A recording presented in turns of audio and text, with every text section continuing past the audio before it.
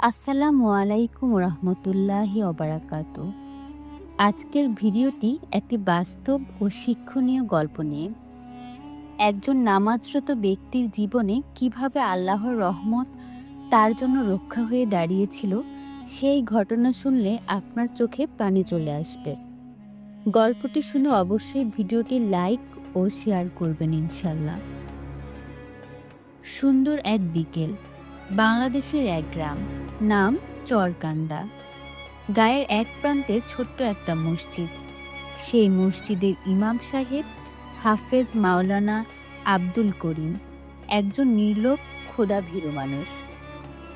প্রতিদিন যেমন করে তিনি আসর নামাজের পর কিছু সময় একা আল্লাহর সাথে নির্জনে কথা বলেন, আজও তাই করছিলেন। নামাজে দাঁড়িয়েছেন তিনি একান্ত মনে, তাকবীর বললেন, আল্লাহু আকবার।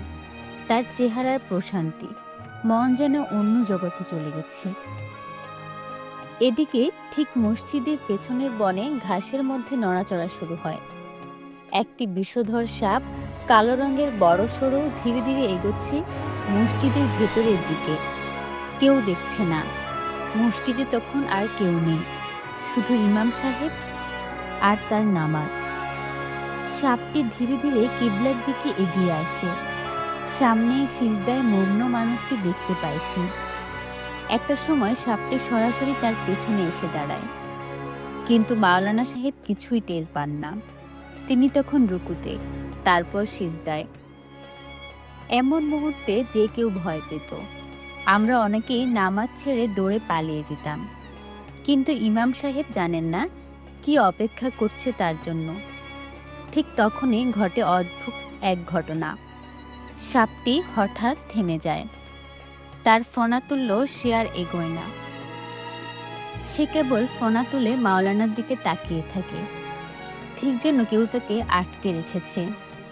আর তখনই হঠাৎ মসজিদের দরজা দিয়ে এক বৃদ্ধ প্রবেশ করেন। চোখে সাদা চশমা, হাতে লাঠি। তিনি ধীরে ধীরে সামনে এগিয়ে গিয়ে মাওলানার কাঁধে হাত রাখেন এবং আস্তে বলেন, নামাজ শেষ হলে পেছনে তাকিও, তোমার জন্য একটা চমক অপেক্ষা করছে। নামাজ শেষে মাওলানা সাহেব সালাম ফেরান। ডান দিকে আসসালামু আলাইকুম রহমতুল্লাহ, বাম দিকে আসসালামু আলাইকুম রহমতুল্লাহ।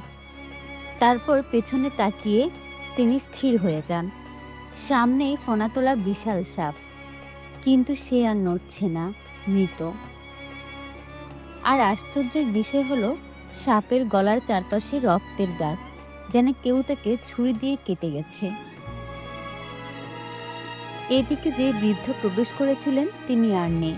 চারপাশে তাকালেন, কেউ নেই। এত বড় এক অলৌকিক ঘটনা। তখনই তার মনে পড়ে এক আয়াত, আল্লাহ তার বান্দাদের রক্ষা করেন যদি তারা তার উপর ভরসা করে। সূরা আল ইমরান। তিনি বললেন, আলহামদুলিল্লাহ, আল্লাহ আমাকে হেফাজত করেছেন।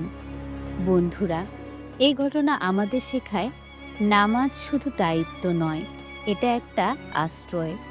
যখন আমরা আল্লাহর দিকে ফিরে আসি, তখন আল্লাহ আমাদের রক্ষা করেন এমনভাবে যা আমরা কল্পনাও করতে পারি না। কমেন্টে লিখে ফেলুন, ইনশাল্লাহ আমিও 5 ওয়াক্ত নামাজে অটল থাকব।